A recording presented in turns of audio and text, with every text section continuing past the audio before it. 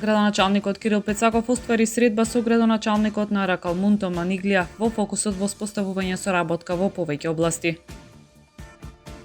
Во организација на Идриличарската федерација на Република Македонија со поддршка на општина Охрид подготвена е пригодна програма по повод денот на Охридското езеро 21 јуни. Загубено е драгоцено време во евроинтеграцијата на земјата, истакна премиерот Димитар Ковачевски денеска на Преспа форумот за диалог.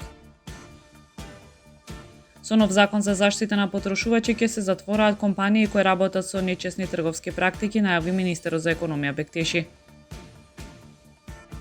Времето утре сончево и топло со температура од 13 до 26 степени. Следевте една минута вести на Охрид Нјуз.